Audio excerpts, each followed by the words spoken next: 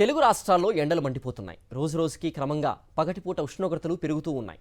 ఏపీలో అత్యధికంగా నంద్యాల జిల్లాలో 44 డిగ్రీల ఉష్ణోగ్రత నమోదైతే చాలా చోట్ల తీవ్ర వడగాలులున్న పరిస్థితి నెలకొంది.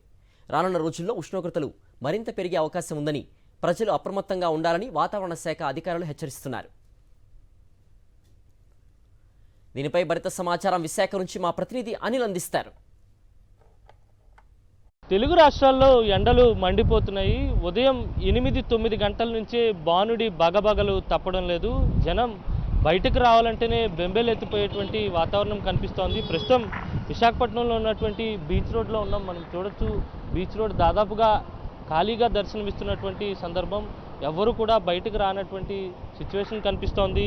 ఎండ ధాటికి, ఉష్ణోగ్రతల ధాటికి ప్రజలు అల్లాడిపోతున్నారు.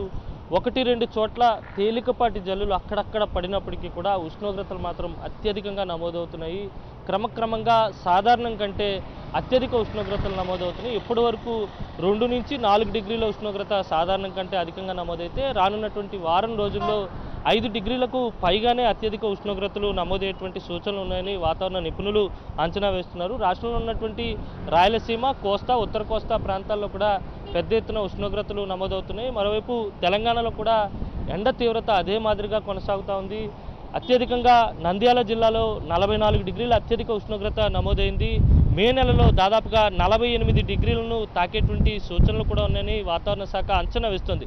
ఇప్పటికే శతాబ్ద కాలంలో, పూర్తిగా 100 ఏళ్ల కాలంలో ఈ ఏడాది అత్యధిక ఉష్ణోగ్రతలు ఉంటాయన్న అంచనాలు ఉన్న నేపథ్యంలో ఇప్పటికే వేడి వాతావరణం ఆ దిశగా ఉన్నటువంటి సందర్భం కనిపిస్తుంది. మరోవైపు తీవ్ర వడగాల్పులు చాలా ప్రాంతాల్లో ఉన్నాయి. వడగాల్పులు కూడా కొనసాగుతున్నాయి.